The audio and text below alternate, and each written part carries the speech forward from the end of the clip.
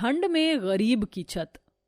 अरे बबीता बहू, देख तेरे ससुर की थाली में रोटी घट गई है, एक रोटी डाल दे।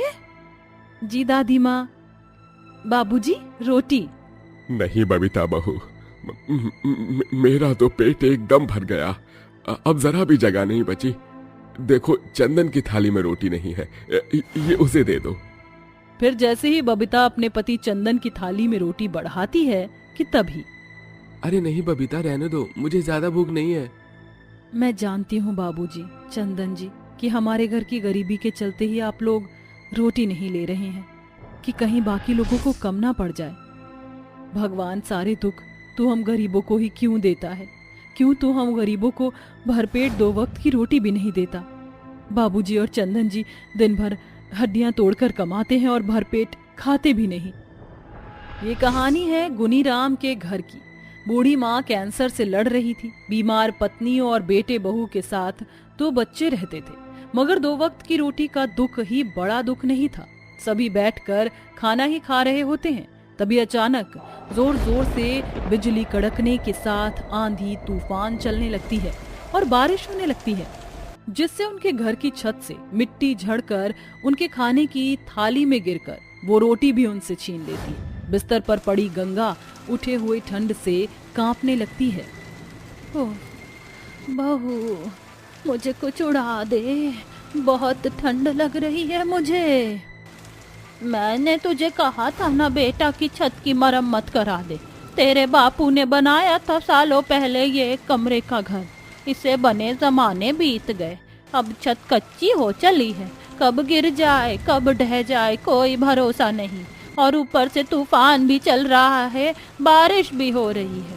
कहीं ऐसे में हमसे ये हमारी छत छिन गई तो कहाँ रहेंगे हम इस बारिश के बाद? ठंड भी बढ़ जाएगी। कड़ाके की ठंड में अगर हम बेघर हो गए तो कहाँ भटकेंगे? अम्मा, मुझे भी छत बनवाने की चिंता लगी हुई है, मगर मैं भी क्या करूं? आजकल जरा भी काम थाम नहीं है। हम जैसे जाने कितने ही गरीब लोग काम के भूखे बैठे हैं। ऐसे में हम बाप बेटे इतना ही कमा पाते हैं कि 2 वक्त की रोटी खा सके। तो गरीब गुनीराम ऐसा कह रहा होता है कि तभी अचानक घर की आधी छत गिर जाती है। सभी बारिश में भीगने लगते हैं। तभी 4 साल का चिंटू कहता है, माँ जब भी बारिश होती है तो हमारे घर की छत से पानी क्यों टपकता है? क्योंकि हमारे घर की छत कमजोर हो गई है चिंटू, तो हम कोई दूसरा घर क्यों नहीं खरीद लेते रानी दीदी? क्योंकि हमारे पास इतने पैसे नहीं है चिंटू, हम सभी गरीब हैं। उन नन्हे मासूम बच्चों की बातें सुनकर घर के सभी बड़ों का दिल भर आता है। तभी चंदन कहता है, बाबूजी, घर की आधी छत तो गिर चुकी है, ये आधी छत भी गिर गई तो ये घर ढह जाएगा। मैं जंगल जाकर बांस काट कर लाता हूँ, उसे नींव बांध देंगे तो ये कुछ दिनों तक टिक जाएगी। बेचारे दोनों भरी बारिश में भीगते हुए जंगल से लकड़ियां काट कर लाते हैं। तब तक उनके घर का अनाज सामान सब भीग जाता है। भगवान, ये बारिश के पानी से सारा राशन पानी भीग गया, अब हम क्या खाएंगे? अरे थोड़ी तो दया कर ऊपर वाले। चंदन और गुनीराम छत के आधे टूटे हिस्से में बांस बांध देते हैं। बबीता बहू, कोई तिरपाल या बड़ी पन्नी वगैरह हो तो दे दे, छत पर लगा देंगे। बस ये फटा हुआ तिरपाल ही है, इसके अलावा कुछ भी नहीं। फिलहाल के लिए यही बांध देते हैं।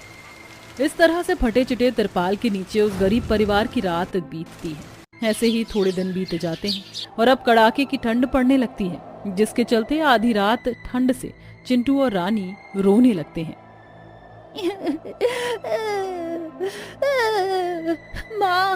माँ मुझे बहुत ठंड लग रही है, माँ कुछ उड़ा दो ना।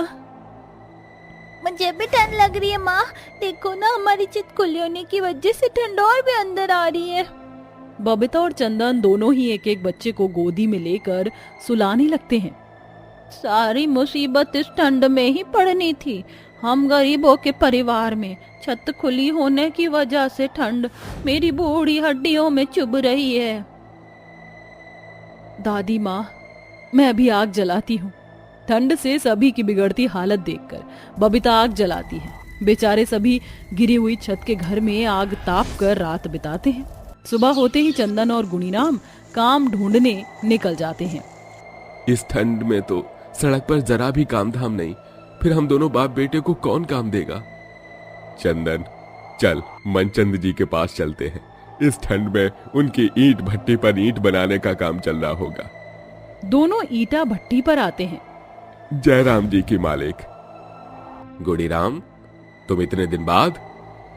मालिक, हम दोनों को भी अपने ईंट भट्टा पर काम पर रख लीजिए। इस ठंड में हमारे घर की छत गिर गई है, बड़ी दिक्कतों का सामना करना पड़ रहा है। माफ करना गुड़ीराम, पर तुम तो देख ही रहे हो, पहले ही भट्टी पर कितने मजदूर काम कर रहे हैं। इस ठंड में काम धाम बड़ा ही ढीला चल रहा है। मैं तो इन्हीं की दिहाड़ी नहीं दे पा रहा। फिर बेचारे दोनों बाप बेटे खाली हाथ वहां से लौट जाते हैं और सड़क पर चलने लगते हैं। चारों तरफ धुंध छाई होती है और बर्फ भी गिर रही होती है। घर लौटकर वो देखते ही कि उनकी छत का बाकी का आधा हिस्सा भी टूटकर घर में गिरा हुआ है और सभी घर के बाहर ही कड़ाके की ठंड में बैठे होते हैं। अजी कहाँ थे आप? दोनों देखिए, हमारी पूरी की पूरी छत गिर गई है। अब हम कहाँ रहेंगे? घर की छत को पूरी तरह टूटा हुआ देखकर गरीब गुणीराम की हिम्मत टूट जाती है। ऊपर वाले, इस ठंड में हम गरीबों से हमारी छत छीन कर अब तू क्या देख रहा है? बेघर कर दिया, अब जान भी ले ले, मैं कुछ नहीं कर पाया। ऐसा मत कहिए बाबूजी, आप हमारे घर की नींव हैं। शायद भगवान इस ठंड में हमसे हमारी छत छीन कर हमारी परीक्षा ले रहे हैं। हम हारेंगे नहीं, साथ मिलकर छत बनाएंगे। मगर कैसे बबीता? बिना ईंट सीमेंट के पक्की छत कैसे बनेगी? इस गरीबी में तो हमारे पास अभी खाने के भी पैसे नहीं हैं। अजी, हम सभी फूस की छत बनाएंगे। माँ, पिताजी, दादी माँ, मैं भी आपकी मदद कराऊंगी छत बनाने में। अब पूरा परिवार ठंड में इधर उधर से फूस इकट्ठा करते हैं और फिर उस टूटी हुई छत को ढकते हैं। मगर राशन पानी ना होने की वजह से उन्हें भूखा ही सोना पड़ता है। अगले दिन गुणीराम और चंदन ठंड में कपकपाते हुए काम ढूंढने निकल जाते हैं, जहां वो सड़क बनता देखते हैं। बाबूजी, वो देखिए, वहाँ सड़क बनने का काम चल रहा है। चलकर वहाँ काम मांग कर देखते हैं। दोनों जल्दी से वहां आते हैं और कई दिनों का भूखा ठंड से बदहाल गरीब गुणीराम हाथ जोड़कर कहता है, साहब जी, हम दोनों को भी सड़क बनाने में काम दे दीजिए। हमें काम की बड़ी जरूरत है। इस ठंड ने हम गरीबों पर बहुत कहर बरसाया है। पहले छत छीन ली, कई दिनों से मेरा परिवार, मेरा पोता पोती सब भूखे हैं, किसी ने कुछ नहीं खाया। उस सरकारी आदमी को गुणीराम पर दया आ जाती है और फिर, काका प्लीज आप मेरे सामने हाथ मत जोड़िए। आप उम्र में मुझसे बड़े हैं। मैंने खुद ये गरीबी भरे दिन देखे हैं, इसलिए जानता हूँ ये ठंड कभी गरीबों को बेघर कर देती है तो कभी परिवार बिखेर देती है। आप यही काम करेंगे। फिर दोनों कड़ाके की ठंड में काम करते हैं, जिससे उनके हाथ पांव ठंड से ठिठुरने जमने लगते हैं। मगर वो रुकते नहीं और शाम को दिहाड़ी लेकर घर आते हैं। साहब जी, क्या अब हम दोनों घर जा सकते हैं? जरा रुकिए काका, आप दोनों बहुत ही मेहनती और खुददार हैं। ये लीजिए, ये तारकोल की एक बोरी और थोड़ा सीमेंट ले जाइए और अपने घर की फूटी हुई छत को ठीक कर लीजिए। बड़ी मेहरबानी साहब जी। आज तक मैंने सरकारी आदमियों को गरीबों की बस्तियों और घरों को तोड़ते देखा है, मगर आज एहसान करते देखा है। तारकोल, सीमेंट और राशन खरीद कर लेकर वे घर आते हैं। दोनों बच्चे बोरी देखकर कहते हैं, दादाजी, इस बोरी में क्या है? क्या इसमें राशन है? नहीं बेटी, इसमें हमारी छत बनने का सामान है। इसका मतलब हमारी छत भी पक्की छत हो जाएगी। फिर हमें ठंड में रात भर जागना नहीं पड़ेगा ना दादाजी? हाँ बेटिया।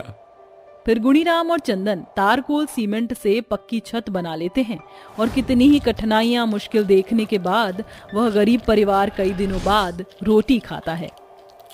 तेरी दया बड़ी है मेरे मालिक, मैं तेरा शुक्रगुजार हूँ जो तूने हम गरीबों की गिरी हुई छत को फिर से बना दिया और खाने को रोटी भी दी। गुणीराम और चंदन के मेहनती होने से उसके बाद से उन्हें सड़क, पुल, फ्लाईओवर बनाने का काम मिलता है और अच्छी दिहाड़ी भी, जिससे उनके घर के हालात एकदम ठीक हो जाते हैं और वह सड़क पर ठंड में रहने वाले गरीब लोगों में कंबल खाना भी बांटते हैं। माँ, ये बैंगन क्यों कटवा रही हो आप? कभी कुछ और भी बना लिया करो। बैंगन की सब्जी खाकर बोर हो गए हैं। हाँ माँ, बैंगन खाकर बोर हो गए हैं। मन करता है कुछ अच्छा खाएं। मुझे बैंगन नहीं खाना, इससे अच्छा तो मैं सूखी रोटी ही खा लूं। हाँ माँ, सबकी मम्मी इतना अच्छा खाना बनाती है और आपने हमारे स्कूल की पढ़ाई भी रुकवा दी। दीदी कॉलेज भी नहीं जाती है। तुम तीनों मेरी लाचारी पर उंगली मत उठाओ। इतनी बड़ी हो, समझती हो कि घर की क्या स्थिति है। मेरा भी मन करता है तुम्हें अच्छा अच्छा खाना बनाकर खिलाऊं। कुछ नहीं है तो क्या करूं? जब पैसे होंगे तभी तो तुम्हारे स्कूल कॉलेज की फीस दूंगी, दाखिला करवाऊंगी। पर नहीं है। जैसे ही मुझे कोई काम मिल जाएगा, पैसे आने लगेंगे तो मैं तुम तीनों की पढ़ाई पूरी करवा दूंगी। माँ, हम समझते हैं पिताजी के ऐसे घर छोड़कर जाने के बाद आप पर कितना पहाड़ टूट गया है। हम तीनों का ख्याल रखना पड़ता है, लेकिन इस बैंगन के बच्चे का तो कुछ करो प्लीज। बैंगन की सब्जी नहीं खानी, बैंगन का भरता भी बोरिंग है, कुछ नया बनाओ ना। अच्छा ठीक है, मेरे दिमाग में एक चीज है, क्यों ना मैं तुम्हें तवा बैंगन बनाकर खिलाऊं। बताना कैसा लगा। जब तुम्हारी उम्र की थी ना, तो मैं बैंगन से परेशान हो गई थी। सब्जी बनानी आती नहीं थी, तो माँ के पीछे मैंने तवे पर सेक के बैंगन पर मिर्च मसाले लगाकर खाए थे। 2 मिनट रुको। ला, ये बैंगन मुझे तू दे। तू मत कर। ये कहकर सुमन बैंगन में एक चीरा लगा देती है, जिसके 2 हिस्से करके तवे पर डाल देती है। देखो मैं कैसे बना रही हूँ। तुमने मेरी बचपन की याद ताजा कर दी। अब इस पर मैं नमक, मिर्ची और जो भी मसाले हैं वो लगा दूंगी, थोड़ा सा तेल भी। एक तरफ से पक जाएगा ना, तो इसको ऐसे ही पलट देना। वाह माँ, ये दिखने में कितना सुंदर लग रहा है, तवा बैंगन। और माँ, खुशबू भी बहुत अच्छी आ रही है। तुम्हारा ये तवा बैंगन बन जाए, फिर रोटी से खाकर देखना कितना मजा आएगा। ठीक है माँ, जल्दी करो, मुंह में पानी आ रहा है।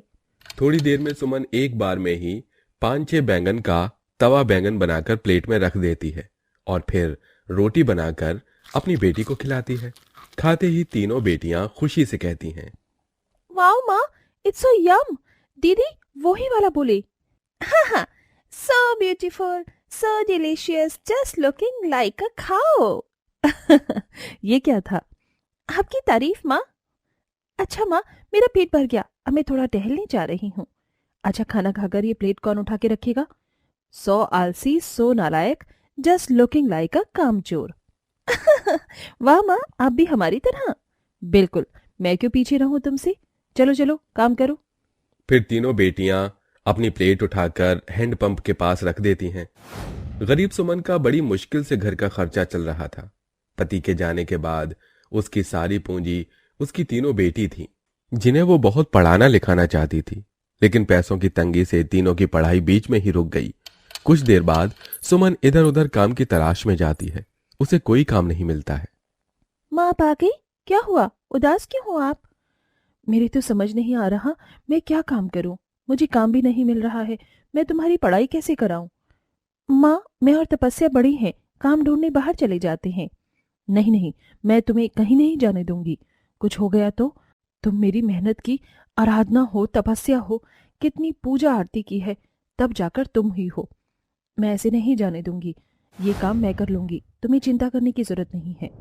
अरे माँ, घर के पीछे एक जमीन है पिताजी की, जो काफी समय से बंजर है। हमारा तो ध्यान ही नहीं गया। अगर हम माँ खेती कर ले तो शायद कुछ हो जाए। अरे हाँ, थोड़े से बैंगन के बीज वहीं डाल दूंगी, लेकिन पहले उसे उपजाऊ करना होगा। मैं भी चलूंगी माँ, और आप मना नहीं करेंगी? ठीक है बाबा। दोनों माँ बेटी अपने घर के पीछे वाले खेत में जाकर फावड़ा चलाती हैं, पानी चलाती हैं, पानी डालती हैं, रोज उस खेत में मेहनत करती हैं, जिससे उन्हें एहसास होता है कि अब वहां उपजाऊ हो जाएगा, तो वो बैंगन के बीज डाल देती हैं। लेकिन कुछ दिनों बाद भी वहां कुछ असर नहीं होता है। हे भगवान, 1 महीना बीत गया, मैं कैसे कैसे करके पेट पाल रही हूँ, उधार राशन ले रही हूँ। सोचा था कि अब इस खेत में कुछ उपज जाएगा, लेकिन कुछ नहीं हो रहा। माँ शांत हो जाओ, रो नहीं। आराधना के समझाने पर भी सुमन रोती रहती है। इतना रोती है कि उसके आंसू उसकी जमीन में चले जाते हैं। तभी खुदी हुई जगह से बौना निकल कर आता है। ओहो, ये कौन रो रहा है? यहाँ बाढ़ सी आ गई, किसी के आंसू होंगे, जरा देखता हूँ। अरे, हेलो। माँ, ये आवाज कौन बुला रहा है? अरे भाई नीचे देखो, नीचे, मैं यहाँ हूँ। तुम कौन हो? अरे डरो मत, रो रही थी इसलिए मुझे बाहर आना पड़ा। बड़े मजे से सो रहा था। क्या हुआ तुम्हें? क्या बताऊं, मेरे घर में खाने पीने को कुछ नहीं है, कोई काम नहीं है। मेरी बेटियों को कैसे पालूं? सोचा था इस खेत में मेहनत करूंगी तो कुछ सब्जी उग जाएगी, लेकिन नहीं, कोई बैंगन नहीं आए। अरे बस इतनी सी बात, इसके लिए तुम इतना रो रही हो? ये देखो मेरा कमाल, जजंतरम ममंतरम, खाली खेत में आ जाए ढेर सारे बैंगनम। बौने की चुटकी बजाते ही जादू से उस खेत में बैंगन ही बैंगन लहराने लगते हैं। बाप रे बाप, खेत में इतने सारे बैंगन! तुमने हमारी मदद क्यों की? क्योंकि तुम अपनी बेटियों का ठीक से ख्याल नहीं रख पा रही, इतना रो रही हो, इसलिए मैंने मदद कर दी। और ये कोई ऐसे वैसे बैंगन नहीं है, जादुई बैंगन है। तुम जितना तोड़ोगी ये दोबारा उस जगह आ जाएंगे, कभी खत्म नहीं होंगे। लेकिन बदले में तुम मुझे क्या दोगी? मैं बहुत अच्छा सा तवा बैंगन बनाती हूँ, तुम्हें वही खिलाऊंगी। मेरे घर चलो, आओ मेरी हथेली पर। ठीक, ले चलो। मैं जब तक थोड़े बैंगन तोड़ लेती हूँ। सुमन अपनी हथेली पर बौने को ले लेती है और आराधना बैंगन तोड़ती है, जिसके बाद जादू से दूसरा बैंगन वहां आ जाता है। फिर वो तीनों घर आ जाते हैं। फिर सुमन अपनी दोनों बेटी को बौने के बारे में बताती है। बौना उनके साथ खेलने लगता है। आरती उसे गुलगुली करती है। अरे अरे अरे अरे अरे अरे अरे, बस करो अरे और कितना हंसाओगे मुझे। तुम बहुत क्यूट हो, हमारी मदद करने के लिए शुक्रिया। अरे माँ, इन्हें भी तो खिलाओ अपना तवा बैंगन। हाँ हाँ, बन गया, ये लो प्यारी बोनी, इसे खाओ। तभी वो बौना सुमन का बनाया हुआ तवा बैंगन खाता है। अरे वाह वाह वाह, सच में तुमने तो बहुत अच्छा तवा बैंगन बनाया है। आज तक मैंने इतना टेस्टी कभी कुछ नहीं खाया। ये लो और भरपेट खाओ, और फुलके लो, चटनी भी बनाई है मैंने। आखिर ये सब तुम्हारी ही देन है, और फुलके चटनी भी बनाई है मैंने। ठीक है, तुम सब भी मेरे साथ खाओ, तुम सच में बहुत अच्छे हो। फिर सुमन और तवा बैंगन फुलके बनाकर लाती हैं, जिसे वो सब मजे से खाते हैं। 3 दिन गुजरते हैं। सुमन बैंगन को मंडी में बेच रही थी और बौना भी उसकी 3 बेटियों के साथ खूब खेल रहा था। और एक दिन कहता है, सच में तुम सब ने मेरा बहुत ख्याल रखा, इतना खुश मैं कभी नहीं हुआ। मुझे तुम्हारे हाथ के बने हुए सुमन तवा बैंगन बहुत अच्छे लगे। क्या तुम मेरे लिए थोड़े से टिफिन में दे दोगी ताकि मैं बाद में खा सकूं? हाँ, मैं बांध दूंगी, पर तुम क्यों जा रही हो? यहीं रहो थोड़े दिन और। हाँ हाँ प्यारी बोनी, तुम यहीं रहो ना। नहीं, अब मुझे जाना होगा। सच में मुझे सबके साथ बहुत मजा आया। आशा करता हूँ कभी किसी चीज की जरूरत न पड़े। अगर हो तो मुझे बुला लेना, मैं वहीं मिलूंगा। अच्छा ठीक है, मैं तवा बैंगन लेकर आती हूँ। फिर सुमन उसे तवा बैंगन बहुत सारा बनाकर पैक कर देती है और हथेली पर लेकर उसी जगह छोड़ देती है जहां से वो आया था। उसके बाद सुमन का बैंगन का व्यापार ज्यादा अच्छा चल नहीं रहा था। गिने चुने पैसे ही वो घर ला रही थी। अब तो हमारे पास बैंगन की भी कमी नहीं है, फिर भी बिक्री नहीं हो रही, क्योंकि बहुत सारे लोग बैंगन बेच रहे हैं। अरे माँ, क्यों ना आप तवा बैंगन बनाकर ही बेचो? आज तक किसी ने नहीं खाया, क्या पता आपका जादू यहाँ चल जाए। मैं फुलके बना दिया करूंगी, आप तवा बैंगन। अरे हाँ, वैसे भी टूटे हुए बैंगन खराब होने वाले थे। अगले दिन से सुमन एक रेडी लगाकर तवा बैंगन और फुलके बनाती है, जिसे बहुत लोग खाकर पसंद करते हैं। अरे वाह दीदी, आपके हाथों में तो जादू है जादू। आप सच में बहुत अच्छा तवा बैंगन बनाती हैं। थोड़ी और चटनी दीजिए ना। ये लीजिए। अरे वाह, बहुत कस्टमर आ रहे हैं। ये सब जादुई बैंगन की वजह से हुआ है। पहले दिन ही सुमन के तवा बैंगन बड़ी तेजी से बिक जाते हैं। सुमन जादुई बैंगन खेत से लाकर तवा बैंगन बनाती है, जिससे वो धीरे धीरे मशहूर हो जाती है। उसके घर की स्थिति भी सुधर जाती है। दोनों बच्चियां कॉलेज और आरती स्कूल जाने लगती है। अब वो अपने नए घर में खुशी खुशी रहने लगते हैं। दोस्तों, कभी किसी परिस्थिति में परेशान ना हो, क्योंकि भगवान आपकी मदद के लिए फरिश्ते को भेज ही देते हैं।